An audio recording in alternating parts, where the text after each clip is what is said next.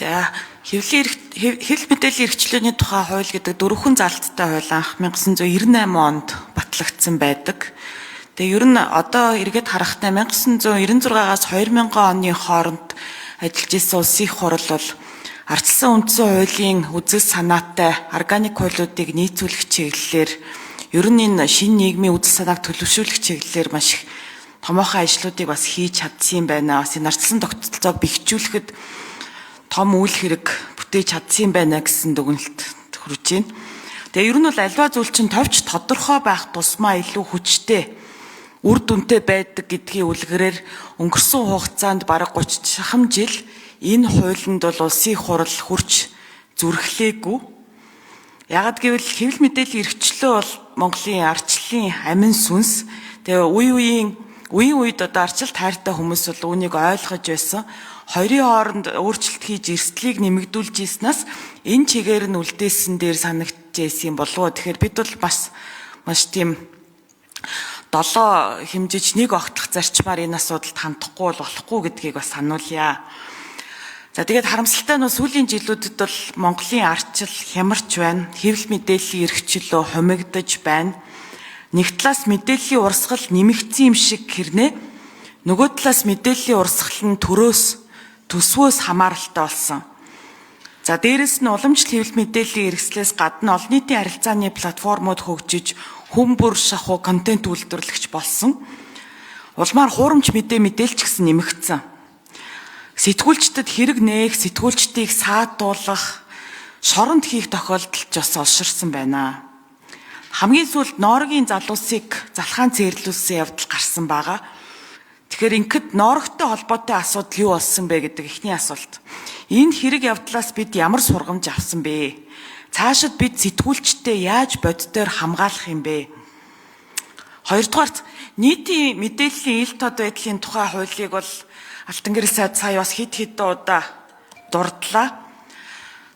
Тэгээд уг хуулиар олон нийтийн мэд хэрхийг баталгаажуулж өгсөн боловч төрийн болон одоо албаны нууцын тухай хуулиар маш их мэдээллийг бас нууцлсан байгаад байгаа. Тэгэхээр энэ зүйл дээр ямар бодолтой байгаад байгаа юм бэ? Хэдэн төрлийн мэдээллийг нууцлж байгаа вэ? Төрийн болон албаны нууцыг цөөлөх талаар ер нь салбарын яам ямар арга хэмжээ авч байна?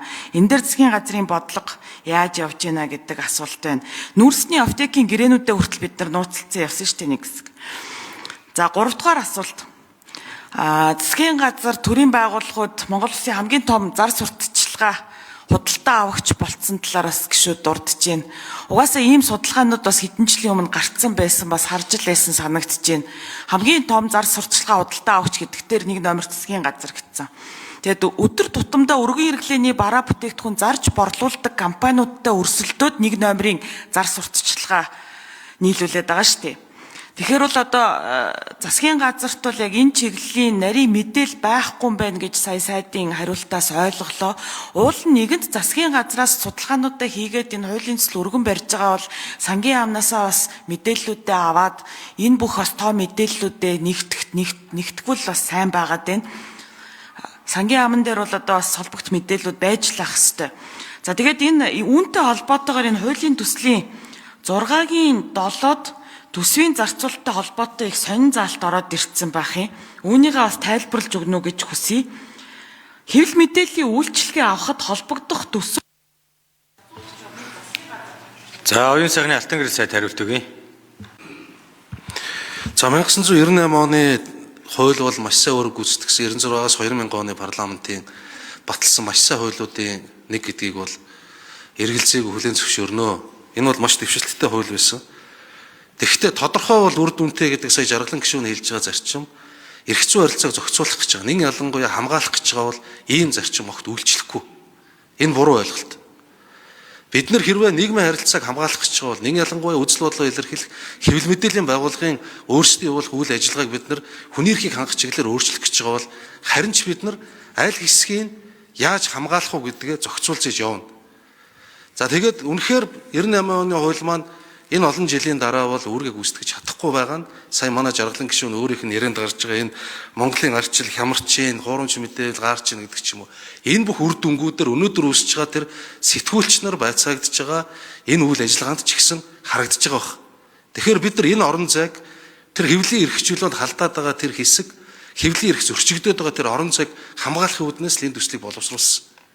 За тэр Норвег сайттай холбоотой асуудал юу болсон бэ гэж. Энэ асуудал хэрэг мөрдөн байцаалтын үйл ажиллагаа шалгагдаад ингээд үргэлжлээд явж байгаа. За нэгэнтээ одоо энэ сайтын энэ залуучуудтай холбоотой үзлэг нэгжлэгсэн ажиллагааг ярьж байгаа бол дахиад дурдах ёстой. Өнөөдөр төрийн нууц задруулсан гэж сэтгүүлч шоронд хоригдоод гарсан шүү дээ. Энэ бүр ноцтой жишээ байхгүй. Тэгэхээр тэр төрийн нууц гэдэг нь юу байсан бэ ингээд судлаад үзэхээр нууцад хамаарахгүй зүйл гэж ингэж мэдээлэгдэжсэн. Өнөөдөр төрийн болон албаны нууцын тухай хуулиар бид нар хуулийн өөрчлөлтийг их хурлд өргөн барьсан хүний эрхтэй холбоотой 13 хуулийн төсөл өргөн барьснаас бид нар 12 нь хэлцгээр дэмжигдсэн. Одоо яг ингээд хэлцүүлгийн шатанд явж байгаа. Энэ дотор албаны нууцад хамаарж байгаа 1073 нууц байна гэдэг бидний хийсэн судалгаан дээр гарсан. Ийм байж болохгүй. Худалдаа авалт ихээр албаны нууц гэдээ хамаг дарчдаг. Тэр нь албаны нууцад хамаарах хэсгээр ямар ч хүн дүгнэлт гаргаж болдоггүй. Энэ байдлыг арилгая. Албаны нууц гэдэг тодорхой шалгууртай бай, шалгуур нь жил болгон үнэлдэг бай, тэр тайлангаа гаргаж өгдөг бай гэсэн. Энэ өөрчлөлтийг оруулаад явж байгаа. Хэрвээ энэ батлагдах юм бол за тэр нийтийн мэдээллийн хуулиар нээлттэй болох ёстой мэдээллүүд дээр бид нар нээлттэй болоход дэвшил үзүүлнэ. За тэр 6-гийн 7 яагаад энэ холбогд төсөв хуваарлах зарцуулах журам засгийн газар баталж мөрдүүлнэ гэж заасан бэ гэхээр одоо ямар ч журамгүй байгаа юм. Төрөөс зарцуулагдж байгаа мөнгө. Ямар ч журам байхгүй. Тинчээ хин нэгэн дарга, хин нэгэн сайд, хин нэгэн албан тушаалтан, хин нэгэн захирлын үзмжинд дор заримдаа өөр мэдээлэл, өөр халахвчин дор энэ мөнгө төгрөг яваад байгаа юм аа. Яг үзэхээр албан ёсоор үзэхээр хэвлэлийн алба гэж байхгүй боловч өөр орон тоон дээр хүн цалинжуулдаг. Тэр рил хийдэг, нэвтрүүлээд хүмүүсээ өөрөөр халахвчин дор ажилуулдаг, гэрээний үндсэн дээр ажилуулдаг. Ийм олон зүйлийг нууцчаад байгаа учраас энийг ил тод болгоё л гэдэг зорилго.